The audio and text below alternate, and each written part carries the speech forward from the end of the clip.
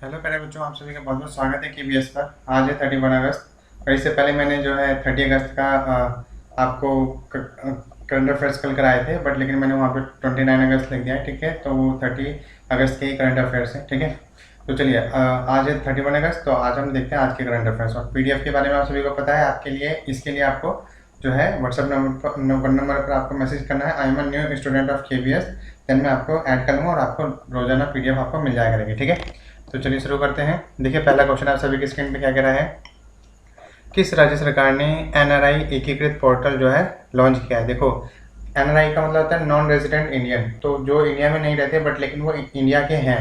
ठीक है, और उनको एक जगह इकट्ठा करने का उसके लिए एक पोर्टल लॉन्च किया गया है। ठीक है, तो ये किसने किया है, आपका राइट आंसर क्या है, उत्तर प्रदेश। तो उत्तर प्रदेश ने एनआरआई जो जितने भी लोग हैं उन सभी के लिए एक एकीकृत पोर्टल, जहाँ पे वो जितने भी नॉन रेजिडेंट इंडियन है वो सारे एक जगह इकट्ठे रहेंगे और उनका जो सारा डाटा है वो जो है और भी काम आ सकता है। ठीक है, अगर कभी जरूरत पड़ी तो। बताइए उत्तर प्रदेश की, तो उत्तर प्रदेश के बारे में जान लेते हैं। देखिए कैपिटल क्या है इसकी, लखनऊ है। और गवर्नर यहाँ के कौन है, आनंदीबेन पटेल। चीफ मिनिस्टर इस समय कौन है, योगी आदित्यनाथ। और डिस्ट्रिक्ट यहाँ पे कितने हैं, 75। ठीक है, तो मोस्ट इंपॉर्टेंट पार्ट आपको यही आता है, अदरवाइज तो आप कितनी भी इंफॉर्मेशन कर लो कोई फायदा नहीं उससे। ठीक है, तो उत्तर प्रदेश की कैपिटल क्या है, लखनऊ है। गवर्नर कौन है, आनंदीबेन पटेल। चीफ मिनिस्टर कौन है, योगी आदित्यनाथ। और डिस्ट्रिक्ट क्या है, उत्तर प्रदेश में डिस्ट्रिक्ट हैं आपके 75। ठीक है, बात समझ आई। चलिए अगला क्वेश्चन देखते हैं। अगला क्वेश्चन देखिए क्या कह रहा है, एनसीपीयूएल द्वारा किस शहर में विश्व उर्दू सम्मेलन का आयोजन किया गया है। तो ये एक संस्था है जो कि जितने भी सम्मेलन है वो आयोजित कराती है। तो इसने इस बार जो है विश्व उर्दू सम्मेलन जो है आयोजित किया है, कहाँ पर, नई दिल्ली में। ठीक है, जिससे क्या होगा कि उर्दू साहित्य के बारे में लोग लिखेंगे, उर्दू लैंग्वेज के बारे में लोग ज़्यादा जानेंगे, तो उसके लिए ये सम्मेलन आयोजित किए जाते हैं। ठीक है, तो ये जो उर्दू सम्मेलन है ये कहाँ पे आयोजित किया गया है, नई दिल्ली में। बात आई है नई दिल्ली की, इसके बारे में थोड़ा जान लेते हैं। देखिए नई दिल्ली के चीफ मिनिस्टर आप सभी जानते हैं अरविंद केजरीवाल हैं। गवर्नर कौन है, अनिल बैजल है वहाँ के, क्योंकि जितने भी आपके जो लेफ्टिनेंट गवर्नर होते हैं वो सारे जो है केंद्र शासित प्रदेश में होते हैं, और दिल्ली आपका क्या है, केंद्र शासित प्रदेश है। तो इसलिए यहाँ के आप यहाँ पे कहेंगे लेफ्टिनेंट गवर्नर कौन है, तो अनिल बैजल। ठीक है, डिस्ट्रिक्ट यहाँ पे कितने हैं, 11। क्या मैंने बताया, चीफ मिनिस्टर कौन है, अरविंद केजरीवाल। गवर्नर कौन है, अनिल बैजल। और डिस्ट्रिक्ट कितने हैं यहाँ पर, 11। ठीक है, बात समझ आई। चलिए अगला क्वेश्चन देखिए। अगला क्वेश्चन क्या कह रहा है, किस मंत्रालय ने राष्ट्रीय जीआईएस सक्षम भूमि बैंक प्रणाली इलेक्ट्रॉनिक लॉन्च किया है। तो ये एक तरीके से एक भूमि बैंक प्रणाली है ये, जिसे लॉन्च किया गया है। तो ये किसने किया है, आपका जाहिर सी बात है भूमि से रिलेटेड है, तो वाणिज्य और उद्योग मंत्रालय ही हो सकता है आपका। तो ऐसे आप अंदाजा लगा सकते हैं। ठीक है, देखिए इसमें क्या है, राष्ट्रीय जीआईएस जो है सक्षम भूमि बैंक प्रणाली का विकास जो है राज्य जीआईएस प्रणालियों के साथ औद्योगिक सूचना प्रणाली के साथ किया जा रहा है। और प्रारंभ में इस प्रणाली को 4 राज्यों में लॉन्च किया गया है। ठीक है, तो केवल 4 राज्यों में अभी से लॉन्च किया गया है। तो अभी ये नई प्रणाली है और इसके थ्रू जो है आप देखेंगे कि जितने भी सक्षम, कहने का मतलब क्या है कि जितने भी लोग हैं ना वो डिजिटल के थ्रू जुड़ेंगे और सारी व्यवस्था आपकी डिजिटल के थ्रू होगी। तो ये केवल सिंपल इतना है। तो ये किस मंत्रालय ने क्या है, तो वाणिज्य और उद्योग मंत्रालय ने। ठीक है, बात समझ आई। चलिए आगे देखते हैं अगला क्वेश्चन। अगला क्वेश्चन क्या कह रहा है, पुस्तक, ये जो पुस्तक का नाम है national security challenges young scholars perspective के लिए एक श्रद्धांजलि है। तो ये किसके लिए, ये पुस्तक का नाम क्या है, नेशनल सिक्योरिटी चैलेंजेस ये यंग स्कॉलर्स पर्सपेक्टिव, किसके लिए श्रद्धांजलि है, यह है आपका field marshal Sam Manekshaw. Field marshal Sam Manekshaw, तो जो फील्ड मार्शल है सैम मानेकशॉ, इनके लिए एक श्रद्धांजलि के लिए एक बुक बनाई गई है। ठीक है, और एक्चुअली इसमें है क्या कि पाकिस्तान और इंडिया का जो वॉर हुआ था 1971 में, तो उसके बारे में इसमें जो है बताया गया है। तो ये शहीद हुए थे, तो उन्हीं को श्रद्धांजलि देने के लिए किनको, फील्ड मार्शल सैम मानेकशॉ की उस समय रणनीति क्या थी उसके बारे में ये बताया गया है कि हमने वो कैसे जीता 1971 का युद्ध।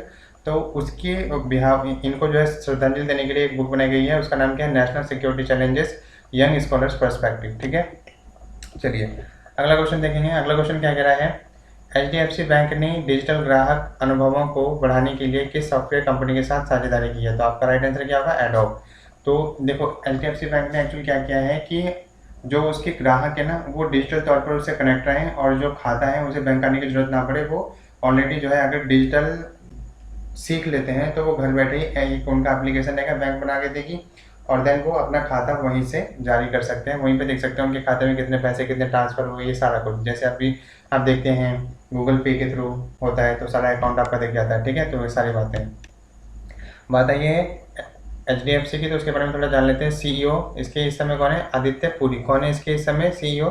आदित्य पुरी, सितंबर 1994 से, ठीक है। तो इस समय इसके कौन है? आदित्य पुरी। अब उसके हेडक्वार्टर्स इसका कहाँ पर है? HDFC का जो है मुंबई में है। फाउंडेड कब बना ये? 1994 में ही आपका बना था, इंडिया में ही। रेवेन्यू इसका इतना है 1.47 लाख करोड़ रुपीज़, ठीक है, इंडियन। और सब्सिडी के बारे में बात कर देते हैं, इसके अंडर में कौन कौन काम करते हैं? HDFC सिक्योरिटीज और HDB फाइनेंशियल सर्विसेज।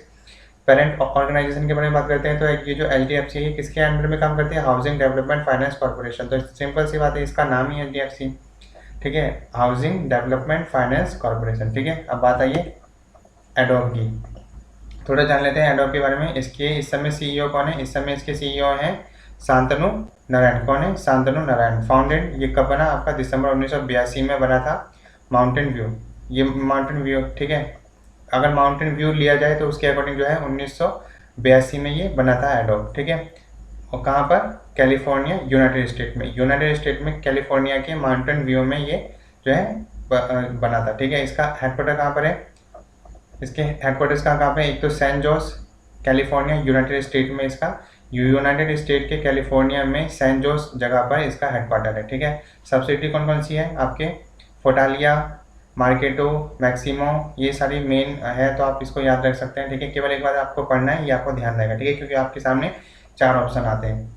अगला आपका क्या है? फाउंडर्स इसके कौन कौन है? जॉन वॉर्नॉक और चार्ल्स गैसेक। जॉन वॉर्नॉक और चार्ल्स गैसेक एडोब के कौन है? जो है फाउंडर है, ठीक है। बात समझ आ रही है? आगे बढ़े, चलिए अगला क्वेश्चन देखिए। अगला क्वेश्चन क्या कह रहा है कि सरकार ने स्वस्थ शरीर स्वस्थ मन फिटनेस अभियान शुरू किया है। तो ये कौन सी सरकार ने शुरू किया है? दिल्ली ने। कोविड-19 से बचने के लिए स्वस्थ शरीर स्वस्थ मन, ये जो है दिल्ली ने शुरू किया है। तो अब दिल्ली के बारे में जान लो। अभी मैंने बताया आपको चीफ मिनिस्टर्स के कौन है? अरविंद केजरीवाल है। गवर्नर इसके कौन है? लेफ्टिनेंट गवर्नर बोलते हैं केंद्र शासित प्रदेशों में, तो अनिल बैजल है। और यहाँ पे डिस्ट्रिक्ट कितने हैं दिल्ली में? 11, ठीक है। अब देखिए क्वेश्चन नंबर आपका 7। क्वेश्चन नंबर 7 क्या कह रहा है आपका? निम्नलिखित में से कौन एकलव्य मॉडल आवासीय विद्यालय के एक शिक्षक को राष्ट्रीय शिक्षक पुरस्कार 2020 विजेता है? तो कौन सा वो शिक्षक है जिसको राष्ट्रीय शिक्षक 2020 का पुरस्कार दिया गया है? तो आपका राइट आंसर क्या होगा? सुधा पेनोली। सुधा पेनोली जी को जो है एकलव्य आवासीय विद्यालय एक शिक्षक का राष्ट्रीय शिक्षक पुरस्कार 2020 दिया गया है। इसके लिए टोटल 47 उत्कृष्ट शिक्षक में से टोटल आप देखो ये कंपटीशन कितने था, तो 47 जो उत्कृष्ट शिक्षक थे ना, उनमें से सुधा पेनोली नंबर 1 पे आई हैं। और ये दिया किसने पुरस्कार? जनजातीय मामलों के मंत्रालय के तहत ये आता है। कौन? एकलव्य। जनजातीय मामले के अंतर्गत कौन सा आता है ये पुरस्कार? एकलव्य मॉडल आवासीय विद्यालय, ठीक है। तो इसने ही ये दिया है। कौन सा? राष्ट्रीय शिक्षक पुरस्कार 2020 किसने दिया है? जनजातीय मामलों के मंत्रालय ने, ये इसके अंतर्गत ही आता है, तो यही दे सकता है। और टोटल 47 जो है टीचर्स थे, उनमें से फर्स्ट नंबर पे सुधा पेनोली आई है, ठीक है। बात समझ आई? अब देखो अगला क्वेश्चन क्या है आपका। अगला क्वेश्चन क्या कह रहा है? किस मंत्रालय ने चुनौती कार्यक्रम जो है शुरू किया है? तो चुनौती कार्यक्रम कौन शुरू कर सकता है? तो ऑप्शन नंबर डी आपका राइट आंसर है, इलेक्ट्रॉनिक्स और सूचना प्रौद्योगिकी मंत्रालय। अब इसने क्यों किया है? देखो इसने इसलिए किया है कि चुनौती का मतलब क्या है? ये आपको जो है एक तरीके से लोगों को डिजिटल से जोड़ना, सॉफ्टवेयर के बारे में बताना, ये सारी चीज़ों के बारे में बताना और उन्हें डिजिटलाइज करना लोगों को, ये सारी चीज़ें एक चुनौती है। इसलिए उन्होंने जो है चुनौती कार्यक्रम शुरू किया है। और इसके थ्रू इलेक्ट्रॉनिक्स और सूचना प्रौद्योगिकी मंत्रालय क्या करेगा? लोगों को डिजिटलाइज करेगा, उन्हें सॉफ्टवेयर सिखाएगा, सब चीज़ उन्हें सिखाएगा, ठीक है। बात समझ आ रही है? अब देखेंगे इस कार्यक्रम की शुरुआत जो है किसने करी है? केंद्रीय इलेक्ट्रॉनिक और सूचना प्रौद्योगिकी मंत्री रविशंकर प्रसाद। तो ये आपको ध्यान रखना है, इलेक्ट्रॉनिक और सूचना प्रौद्योगिकी मंत्री कौन है? रविशंकर प्रसाद, ठीक है। क्वेश्चन नंबर 10 आज का 9 है क्वेश्चन क्या कह रहा है आपका? किस देश के साथ भारत ने वीडियो कॉन्फ्रेंसिंग से 14वीं रक्षा नीति वार्ता आयोजित की है? तो आपका राइट आंसर क्या है? ऑप्शन नंबर ए आपका राइट आंसर है। तो रक्षा नीति पर, तो रक्षा नीति हमारे किस तरीके से होनी चाहिए आदि सभी कुछ, आगे भविष्य में क्या किया जा सकता है, और आपकी जो पास्ट में आपकी क्या प्रॉब्लम थी, ठीक है, क्या कमियां थी, उन सभी के ऊपर जो है वीडियो कॉन्फ्रेंस, क्योंकि आजकल तो कोविड-19 ने तो सारी जितने भी कॉन्फ्रेंस हो रही है आपकी वीडियो कॉन्फ्रेंस हो रही है, तो भारत ने सिंगापुर के साथ करी है। तो अब बात आई है सिंगापुर की। देखो इसकी अध्यक्षता किसने की? इसकी भारत की तरफ से तो जो रक्षा सचिव हैं डॉक्टर अजय कुमार जी ने, और सिंगापुर से जो स्थायी सचिव हैं रक्षा के वो है श्री चेन हैंग। तो रक्षा सचिव श्री चेन हैंग ने सिंगापुर से, और भारत की तरफ से किसने करी है? डॉक्टर अजय कुमार ने, ठीक है, ये आपको ध्यान रखना है। अब बात है सिंगापुर के बारे में जान लो। देखो मेन पॉइंट मैंने यहाँ पे आपको बताए हैं, ज़्यादा याद करने से कोई फायदा भी नहीं है, ठीक है। आपको लगता है कि कितना सारा याद करना है, ठीक है, तो उस वजह से आप याद भी नहीं करते, तो थोड़ा सा है, आप आसानी से याद रख सकते हैं, ठीक है। करेंसी आपकी क्या है, सिंगापुर डॉलर। तो सिंपल सी बात है, सिंगापुर की क्या है, डॉलर है। सिंगापुर है क्योंकि ये तो इंडिया ये जो है कंट्री का नाम है, तो डॉलर है उसकी करेंसी। पीएम यहाँ पे कौन है, ली हिसेन लोंग। और प्रेसिडेंट के बारे में बात कर देते हैं, तो कौन है, हलीमा याकूब। कौन है, हलीमा याकूब। हलीमा याकूब इसके प्रेसिडेंट है, और पीएम कौन है, ली हसीन लोंग, ठीक है। बात समझ आ रही है। आज का लास्ट क्वेश्चन देखेंगे, देखिए क्या है, सॉरी ये आज का लास्ट क्वेश्चन है, ठीक है। क्या है, कौन सा देश 2021 में ब्रिक्स खेलों की मेजबानी करने की योजना बना रहा है, तो राइट आंसर क्या है, भारत। भारत जो है 2021 में किसकी योजना बना रहा है, ब्रिक्स खेलों का आयोजन करने की। एक्चुअली देखो क्या है कि इसकी व्यवस्था जो है, जो खेलो इंडिया गेम्स है ना 2021 में जो होंगे उसी के साथ की जाएगी, ठीक है। तो जो खेलो इंडिया गेम्स है 2021 में जब आयोजित होंगे तो उसमें ही उसी के थ्रू इसकी व्यवस्था भी कर दी जाएगी, किसकी, ब्रिक्स खेलों की मेजबानी। ब्रिक्स में आपके जो है 5 कंट्रीज शामिल होते हैं, एक तो चाइना है, एक ब्राज़ील है, एक भारत है, एक रसिया है, और एक आपका जो है एक और है, कौन सा है, शायद साउथ कोरिया, ठीक है। साउथ कोरिया इससे जुड़ा है, तो साउथ कोरिया है इसका, ठीक है। तो ब्रिक्स में आपके 5 देश शामिल होते हैं, तो ये सभी मिलकर जो है अपने अपने कंट्रीज़ को डेवलप करने के लिए, अपने आप को डेवलप करने के लिए एक दूसरे की हेल्प करते हैं और आगे बढ़ते हैं, ठीक है। बात समझ आ रही है। तो आज के लिए इतना ही था, ठीक है। तो बात है ये, सॉरी ये दिल्ली तो कहाँ से आ गया, ठीक है। चलिए मान लीजिए इसको भी देख लेते हैं। दिल्ली आपके मिनिस्टर कौन है, अरविंद केजरीवाल। गवर्नर आपके अनिल बैजल है। डिस्ट्रिक्ट यहाँ पे 11 है, ठीक है। चलिए अब मैं आपको थोड़ा चंद के बारे में बता देता हूँ। ये हमारा व्हाट्सएप ग्रुप का है नंबर, तो अगर आप यहाँ पे जो है मुझे मैसेज करते हैं, I am new student of KBS, तो मैं आपको ग्रुप में ऐड कर लूँगा, देन आपको PDF प्रोवाइड करा दूँगा। ये टेलीग्राम चैनल का लिंक है यहाँ से, ठीक है। एक हमारा फेसबुक पेज है, आप यहाँ से जुड़ सकते हैं, और साथ ही ये डेली करंट अफेयर्स यहाँ पे प्रोवाइड की जाती है। अगर आप जो है BSc के स्टूडेंट्स हैं, साइंस के स्टूडेंट हैं, तो आपको प्रैक्टिकल फाइल में लिखने का तरीका और प्रैक्टिकल्स यहाँ पे उसके वीडियोस अवेलेबल हैं। बैंकिंग क्लासेस रोज़ हो रही है आपकी, ठीक है।